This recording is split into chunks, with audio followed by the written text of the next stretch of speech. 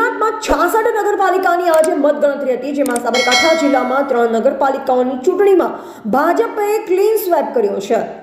3 નગરપાલિકામાં સ્પષ્ટ બહુમતી મેળવતા મોટાભાગના તમામ વિસ્તારોમાં ભાજપના કાર્યકરો, ટેકેદારો સહિત વિજેતા ઉમેદવારોએ વિજય સરઘસ નીકાળ્યા તેમજ વિવિધ સૂત્રોચ્ચાર સાથે મોટી સંખ્યામાં લોકો એકઠા થયા હતા। સાબરકાંઠા જિલ્લા ભાજપ પ્રમુખે આ જીતને વિકાસની જીત ગણાવી હતી। નગરપાલિકાઓ પૈકી સાબરકાંઠાની પ્રાંતિજ, ખેડબ્રહ્મા તેમજ તલોદ નગરપાલિકાની યોજાયેલ ચૂંટણીમાં આજે મતગણતરીઓ થઈ, જેમાં 3 નગરપાલિકાઓમાં ભાજપે સ્પષ્ટ બહુમતી મેળવી છે। સાથોસાથ 3 નગરપાલિકાઓમાં ભાજપે સત્તાનું પુનરાવર્તન કર્યું। તલોદ નગરપાલિકામાં કુલ 24 વોર્ડ પૈકી 22 વોર્ડ જીતવાનું ભાજપ સફળ રહી છે।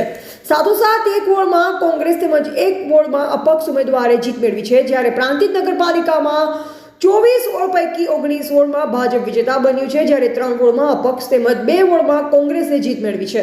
નગરપાલિકામાં સમગ્ર જિલ્લા પર નજર હતી, જેમાં વખતે ભાજપે સ્પષ્ટ બહુમતી મેળવી। ભાજપે 28 વોર્ડ પૈકી 17 વોર્ડમાં જીત મેળવી છે, જ્યારે કોંગ્રેસ 11 વોર્ડમાં જીત મેળવી શક્યું હતું। જો કે આ તબક્કે સાબરકાંઠા જિલ્લા ભાજપ પ્રમુખે જણાવ્યું કે ભાજપને વિકાસના નામે મત મેળવ્યા છે। ભારતના પ્રધાનમંત્રી તેમજ ગુજરાત સરકારની વિકાસલક્ષી યોજનાના છેવાડાના વ્યક્તિ સુધી પહોંચાડવાની વાતને વધુ પ્રાધાન્યતા આપશે તેમ જણાવ્યું।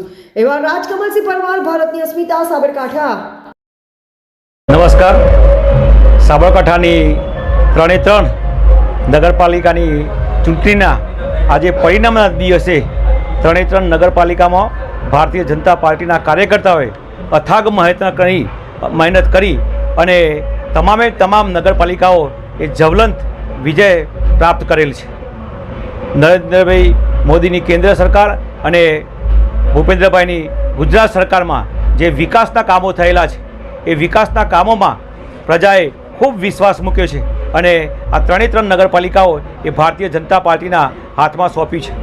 આવનારા સમયમાં આ 3 નગરપાલિકામાં સ્વચ્છ વહીવટ થાય અને જે પ્રજાએ ભારતીય જનતા પાર્ટીના કાર્યકર્તાઓ પાસે જે અપેક્ષા રાખી છે એ અપેક્ષાઓ પૂર્ણ કરવા માટે અમે હર હંમેશ કટિબદ્ધ છીએ।